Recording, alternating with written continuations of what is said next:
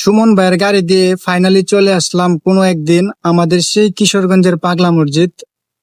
দেখেন বন্ধুরা, মসজিদের সামনে ব্রিজের উপরে আমি এখন আছি সুমন ভাইয়ের সাথে। যাই হোক, ওই দিনটি অনেক সুন্দর ছিল, বৃষ্টি বৃষ্টি ভাব। আলহামদুলিল্লাহ, আমাদের পাগলা মসজিদের এই বছরের দান হচ্ছে 12,09,37,220 টাকা পাওয়া গিয়েছে, আলহামদুলিল্লাহ।